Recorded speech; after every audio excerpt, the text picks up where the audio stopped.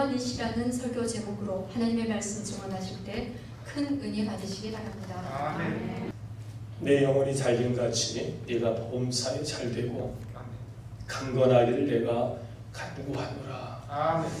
우리 옆 사람에게 그렇게 축복해 주십시오. 당신의 영혼이 잘되기를 바랍니다. 내 영혼이 잘되기를 바랍니다. 여러분의 영혼이 정말 잘되기를 바라요. 아멘. 하나님께서 천지만물을 창조하시고 인생을 내실 때 하나님 형상과 모양으로 창조했잖아요. 아멘.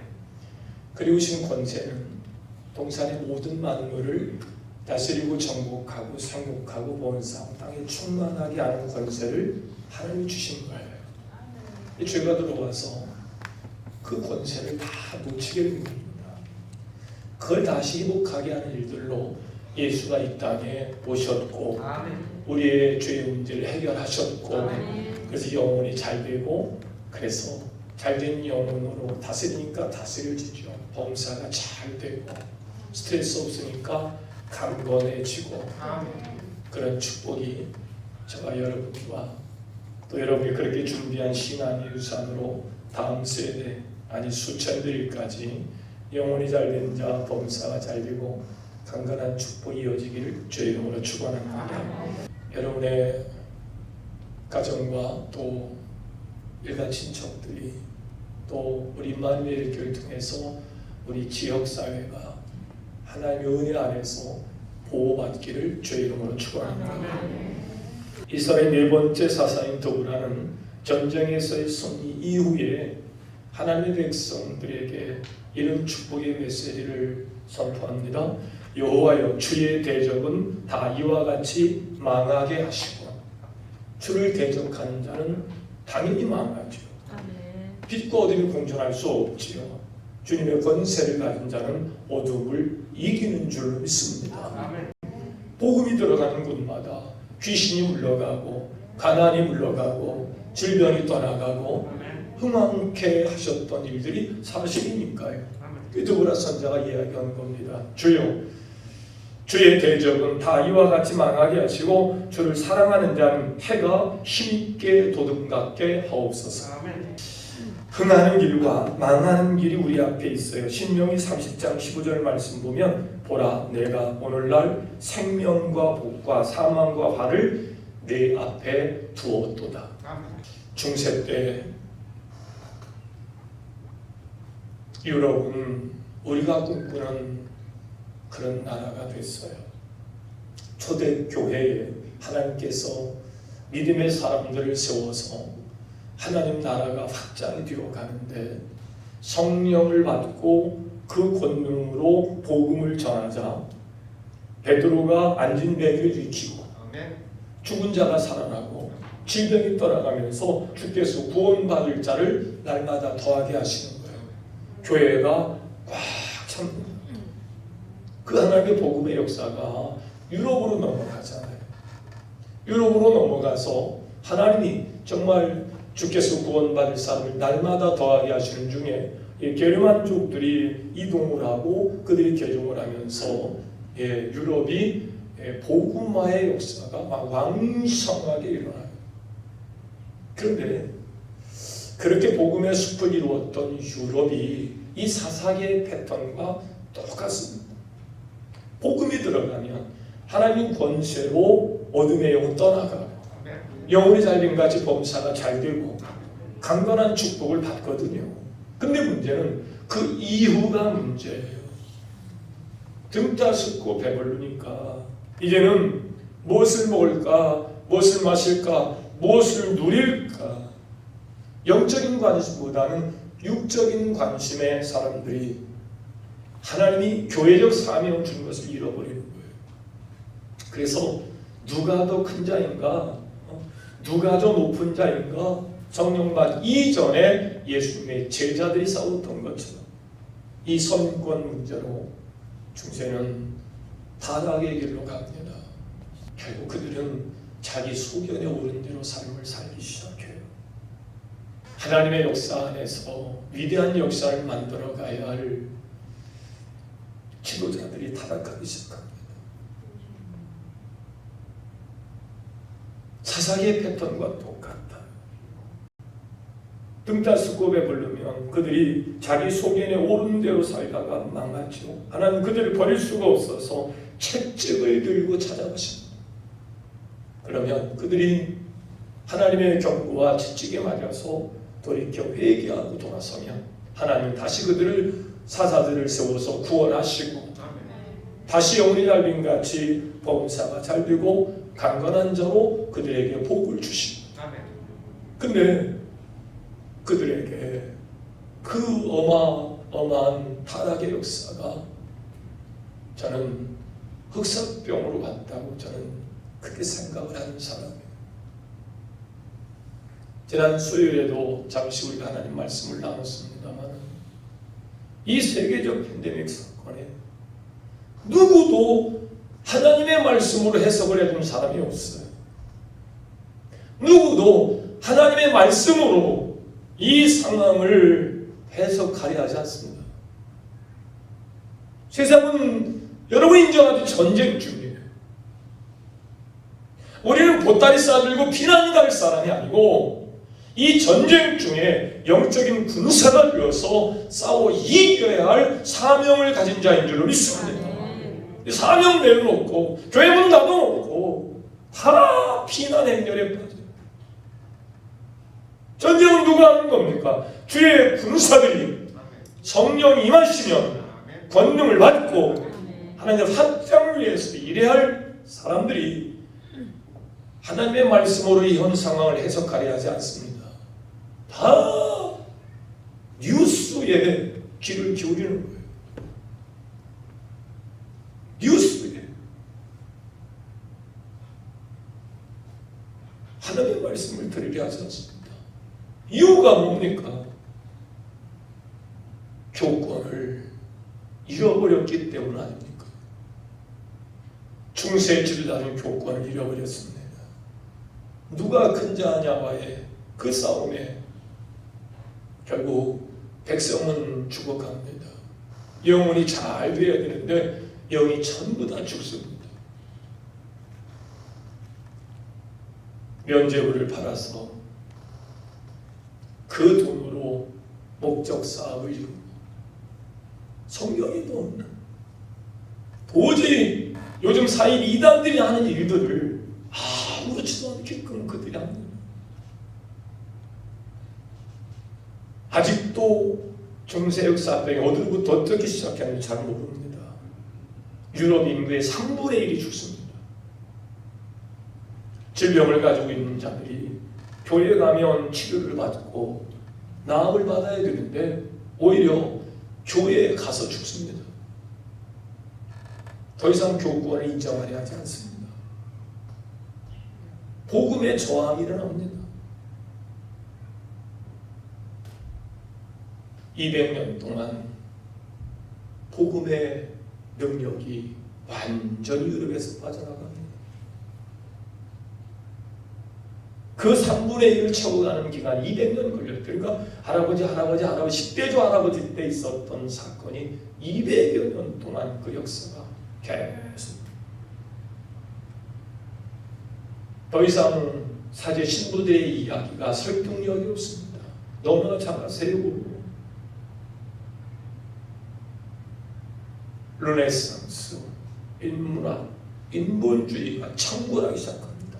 더 이상 이 하나님의 말씀으로 답을 줄 수 없다고 생각을 하는 겁니다. 저는 요즘 그런 생각을 해봐요.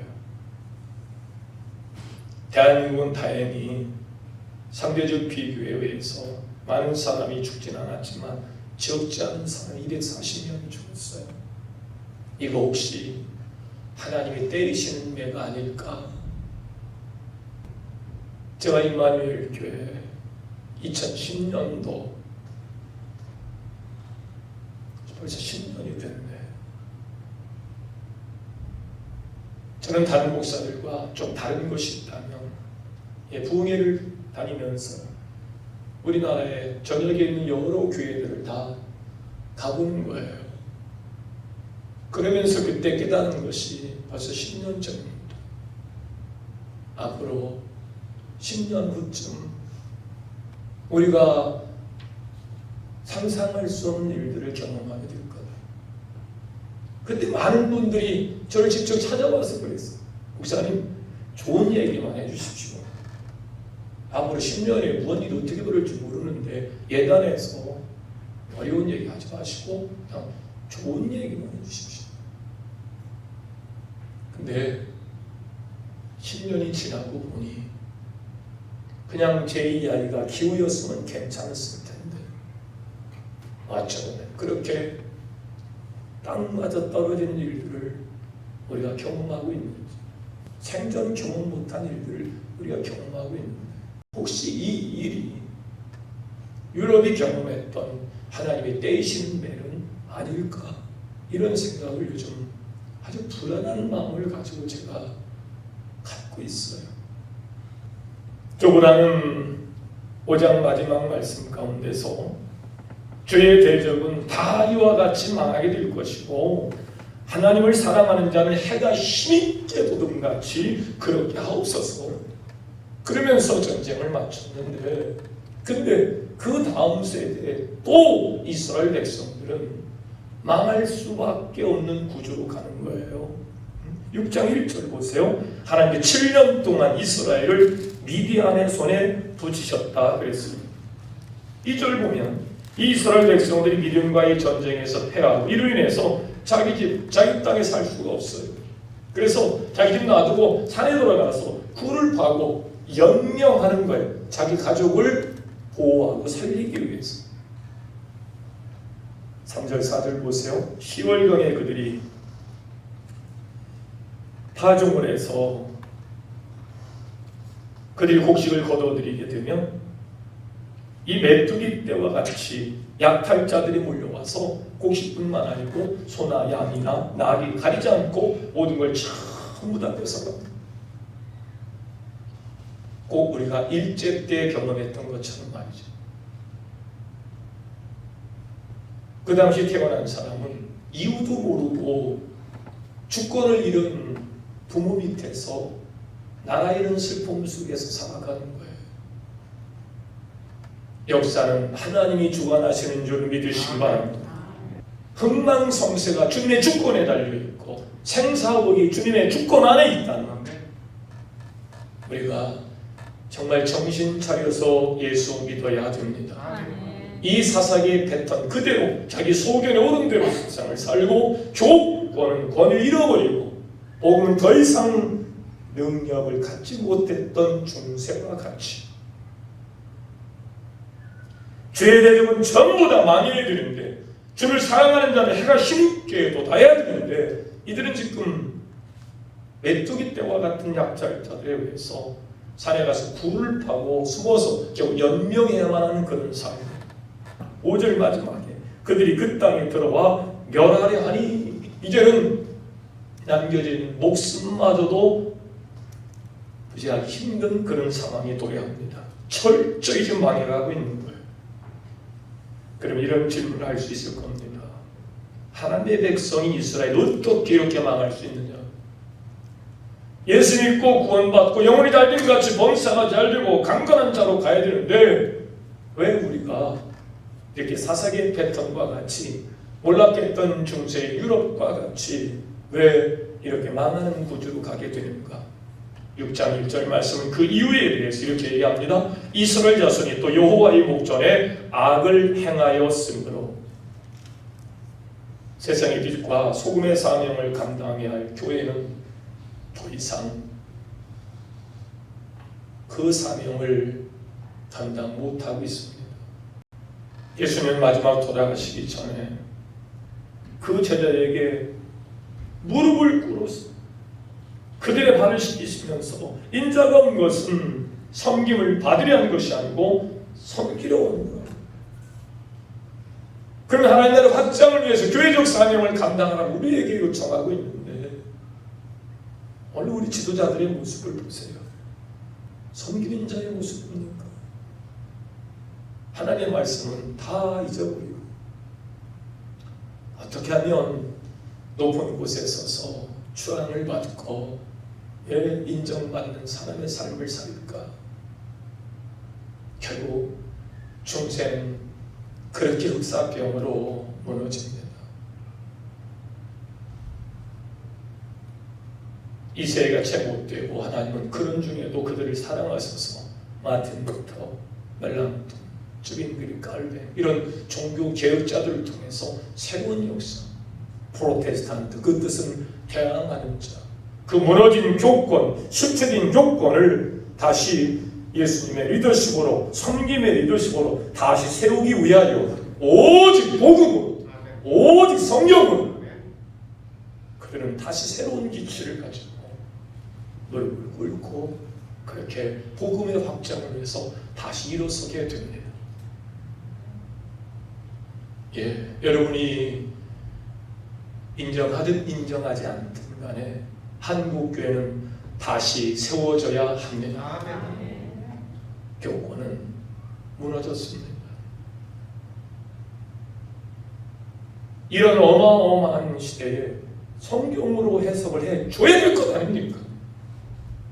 아무도 성경으로 해석을 하려 하지 않으시되 매스컴이 강하니까 대형교석이 전부 다 갖다가 난도질 하셨습니까? 사람이 죄 때문에 그랬다네. 막 난리치니까 목사님들이 아예 그런 소리를 안 하려고 그래요. 전부 다 교인들이 교회에 와서 이 불안정력 초주 근심의 문제를, 이 전 세계 이 재난을 하나님 앞에 와서 기도해야 되는데 교회 문 닫아놓고 같이 피난 행렬에 빠져 있는 거예요. 목사님 그래도 말씀해 주세요. 제가 얼마나 속았는지 몰라요. 환경이 그러니까 내 생명 소중하니까 다른 생명도 소중하지. 예, 그래서 사회적 거리두기, 그래서 안 나오는 줄 알았어요. 그래서 영상으로 설교를 하기 시작했습니다. 근데 영상으로 설교를 듣지 않습니다. 전부 다 뉴스 터놓고 뉴스에 귀를 기울이고 앉아 있습니다. 하나님 말씀을 들으려 하지 않습니다. 무너진 교권, 타락한 성도들, 중세 때 이 패턴이 우리에게 오고 있는 것은 아닌지 가슴을 졸여가면서 전전긍긍하면서 하나님이 때리신다면 방법이 없거든요. 방법이 있다면 돌이켜 회개하는 것 하나뿐입니다. 근데 이 백성들이 돌이켜 회개할 생각을 안 해요. 중세 때 그들은 돌이켜 회개하지 않았고 인문학에, 인본주의에 그들은 새로운 출구를 찾기 시작했던 것처럼 오늘날 많은 사람들이 하나님 말씀에 귀를 기울이려 하지 않습니다. 사사시대의 패턴 그대로입니다. 자기 소견에 옳은 대로 살다가 망하는 세상을 살아가고 있습니다. 우리는 결코 자만해서는 안 됩니다. 사사기 6장은 사사기의 상징처럼 되어 있는 죄의 반복적인 구조가 그대로 나타나 있는데요. 죄의 징계와 회개와 구원이 바로 그것이에요. 드보라의 이야기처럼 주의 대적자가 물러가야 되고 하나님의 백성은 해가 힘있게 도는같이 서야 되는데 그러지 못하는 상황 속에 하나님이 기도원에게 찾아옵니다. 네가 이 어려운 세상을 네가 살려내라. 무슨 소리예요? 저희 아버지의 배경이 우상 숭배하던 아버지를 둔 아들이에요. 이 기도원은 아주 소심한 사람이에요. 대범하지 못해요. 모세처럼 아니에요. 그런 실력도 없어요. 위대한 사람, 이런 사람이 쳐들어오니까요. 포도주 틀에서 밀수학을 하는 아주 소심한 사람. 그러니까 하나님이 죄의 사자를 보내서 그런 기도원을 자꾸 요청합니다. 네가 가라 하와이. 네가 이 문제 해결해야 된다. 아유 저는 그럴 수 없어요. 자꾸 그러지. 그럼 징조를 주세요. 그래 염소 새끼와 무교병에 국을 부어 올린 바위의 재물에 주의 사자가 지팡이를 내자 불이 확 붙는 거예요. 깜짝 놀라서 보니까 주의 사자는 없어지고 내가 하나님을 만난 거예요. 이 두려움 속에서 큰일 났다. 하나님을 본 사람은 죽는데 하나님께서 평안하라. 따라합시다. 여호와 샬롬. 여호와 샬롬. 예? 여호와 샬롬이 그렇게 만들어진 배경입니다. 그런데도 이 기도는 안심할 수가 없어요. 정말 내가 이 문제를 해결할 수 있을까? 세상은 점차 세속죄에 빠지고 자기 소견에 오른 대로 교인들은 다 뉴스에 귀를 기울이고 있고 하나님 말씀을 들으려 하지 않고 지난 금요일 날 지방 전사님을 초청해서 설교를 말씀을 나눴는데 그 말씀의 제목이 합리화에 주의하라. 이래서 못하고 저래서 못하고 전부 다 합리화시키고 전부 다 분주함에 빠지고 그럴듯한 이유를 들어서 하나님을 영화롭게 하고 교회의 사명을 감당하는 일을 다 합리화시키는 거예요. 그렇게 못하는 이유 우리가 합리화에 빠져. 그런 기도원에게 하나님은 기도를 안심시키기 위해서 기도원의 요청에 하나님이 역사하십니다. 불이 반석에서 나와 재물을 사는 이적 가지고는 안심할 수가 없어서 하나님 제가 한 번 더 목축업이니까요 이 양털 뭉치를 마당에 던져놓고 밤이 지난 후에 이슬이 올 때 마당에는 이슬이 내리지 않고 이 양털 뭉치에 이슬이 내리게 하시면 내가 하나님이 정말 나를 세워서 이 난국을 헤쳐갈 수 있는 지도자로 나를 세우실 것을 내가 인정하겠습니다. 그러고 보니까 정말 마당은 이슬이 내리지 않았는데 양털 뭉치를 가져오니까 막 젖은 수건을 짜듯 물이 그 안에 흠뻑 들어있는 거예요. 그럼 거기서 말아야 되는데 기도원이 또 하나님과 또 요청합니다. 그럼 반대로 한번 해보실게요. 하룻밤 또 이슬이 내릴 때 양털 뭉치에는 이슬이 하나도 내리지 않고 마당에만 이슬이 내리도록 한 번만 보여주세요. 이게 또 한 번 양털 뭉치는 뽀송한데요. 이게 마당에 이슬이 가득 내립니다.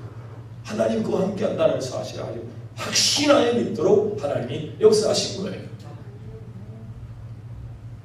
매우 답답해 보이지만 사실 그 모습이 저와 여러분의 모습이 아닐까.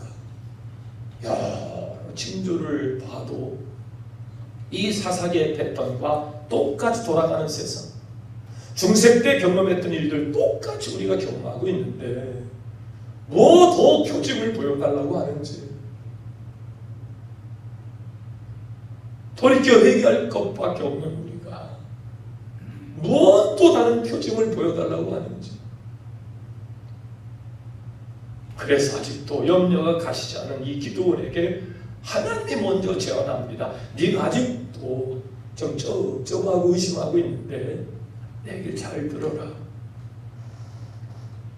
하나님께 기도원이 요청하는 것이 아니고 하나님 편에서 먼저 기도원에게 제시하는 겁니다. 두 명의 적군은 기도원이 엿보고 있는 줄도 모르고 지금 꿈 이야기를 하는 거예요. 보입덕 한 덩어리가 미디안 진으로 굴러들어와 장막을 쳐서 무너뜨렸다. 그 꿈을 듣던 또 군사가 이야기합니다. 기도원의 칼날로 미디안의 군대를 전부 다 진멸시킨다는 그런 뜻 아니냐? 해몽까지 해줍니다. 기도원은 그 소리를 듣고 막 크게 놀라는 거예요. 지금까지 자기 자신을 늘 보리떡 같은 존재로 생각하며 자신감 없이 살아왔는데 저들은 기도원의 칼날을 두려워하기 시작하는 거예요. 하나님이 그 마음을 집어넣은 거예요. 이 꿈과 해석을 듣고 이 기도원이 막 힘을 얻는 거예요. 하나님의 뜻을 따라서 위대한 역사를 일으켜내는 겁니다. 뒤로 돌아와서 일어나라, 여호와께서 미디안 군대를 너희 손에 붙이셨느니라. 이 군사들에게 힘을 줍니다. 확신을 줍니다. 용기를 줍니다. 그게 저와 여러분의 사명인 줄 믿습니다. 우리는 지금 용기를 가질 때, 힘을 말할 때입니다. 피난 갈 때가 아닙니다. 교회 문 걸어잠글 때가 아닙니다. 지금은 역사를 주관하시는 하나님이시고 생사의 주권이 하나님 앞에 있고 사사기의 패턴을 따라서 그 죄를 망했던 그 패턴을 따라서 자기 소견에 옳은 대로 살다 망하는 자가 될 것입니까? 아니면 하나님의 힘과 능력을 가지고 이 시대를 이겨나갈 것입니까? 오늘 기도는 하나님이시는 그 은혜로 다시 돌아와서 나팔을 불고 백성을 모아서 이제 그 군사들과 함께 전쟁이 임하게 되는데 하나님이 기드온의 입술에 권세를 주시고 나팔을 불었더니 모인 자가 32,000명이 모인 거예요. 당시 상황으로는 뭐 상상할 수 없는 수가 모인 겁니다. 근데 이 32,000명 가지고는 13만 명의 이 적들을 이길 방법이 없어요. 그런데 하나님께서 이스라엘이 자기 손으로 스스로 구원했다는 말 할 수 있으니까 32,000명 필요 없다. 돌려보내라. 22,000명이 떠납니다. 다 자기 집으로 갑니다. 두려움이 없겠어요. 전쟁인데 10,000명 너무 많아. 1,000명 너무 많아. 300명. 그 300명과 함께 이제 기드온이 그 미디안의 군사를 물리치기 위해서 전쟁에 임하게 되는데요. 다시 말해서 하나님께 쓰시는 사람은 그때나 지금이나 믿음이 있는 사람입니다. 아멘. 환경과 조건의 문제가 아니에요. 믿음의 사람 기드온과 믿음의 군대 300명이 미디안 군대와 전쟁했을 때 어떻게 되었습니까? 당연히 승리하지요. 전술이라고는 300명을 세 부대로 나눠서 항아리 속에 횃불을 감추고 이제 손을 들고 외치는 겁니다. 따라해볼까요? 여호와와 기드온의 칼이라. 오른손을 들고 여호와와 기드온의 칼이라. 여호와와 기드온의 칼. 크게 한번 해봐요. 여호와와 기드온의 칼이라. 여호와와 기드온의 칼. 그랬더니 기드온의 칼에 두려움을 가지고 있던 그들이 여호와와 기드온의 칼이라고 그러자 이 두려운 마음이 혼비백산해서 그들이 도망가기 시작합니다. 13만 5천 명을 300명을 가지고 물리칩니다. 역사는 하나님이 주관하시는 겁니다. 다 함께 일어서셔서 우리 함께 찬양합니다. 험한 세상 살면서 내게 시련이 와도 내게 슬픔이 와도 나는 주만 바라보리라. 환난아 내게 오너라. 시련아 내게 오너라. 누가 주님 사랑해서 나를 끊으리요. 고백을 함께 찬양합니다.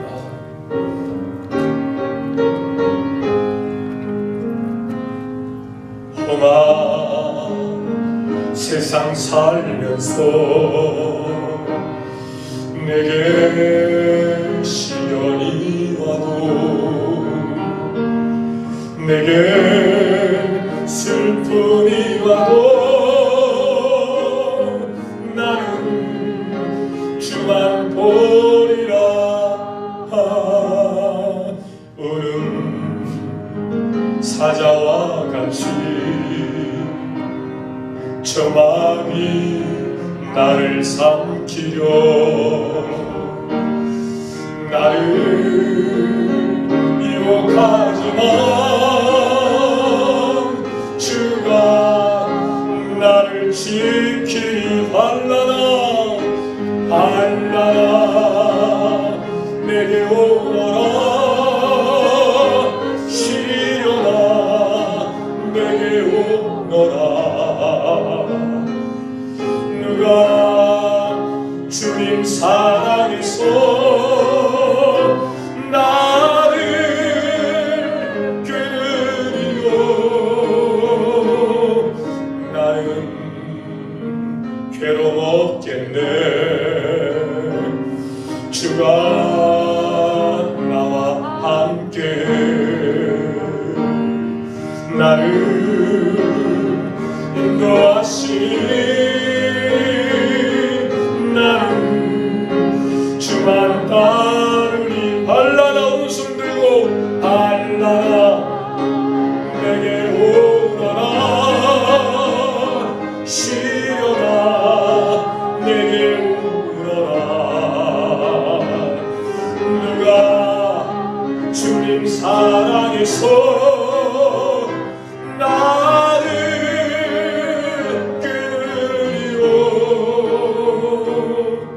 나는 괴로움 없겠네. 주가 나와 함께 나를 인도하시니 나는 주만 따르리. 아멘. 아멘. 예, 위탁의 말씀입니다. 성도의 사명은 무엇입니까? 생명 구원입니다. 땅끝까지 이르러 복음의 증인이 되십시오. 아멘. 그렇게 살겠습니다. 지금은 우리를 죄에서 구원하신 예수 그리스도의 은혜와 하나님 아버지의 극진하신 사랑하심과 성령님의 감화 감동된 긍휼하심의 특별한 은총이 환난아 내게 와라, 사망에 내게 와라. 주님 주신 권세, 누가 주님의 사랑에서 우리를 끊으리요. 그 사랑 가지고, 그 권세 가지고, 그 능력 가지고 여호와의 기도원의 칼이라 외쳐가며 승리했던 기도원의 300 용사와 같이 살기로 결단한 모든 사랑하는 권속들 머리 위에 지금부터 영원토록 함께하여 주옵시기를 간절히 축원하옵나이다. 아멘.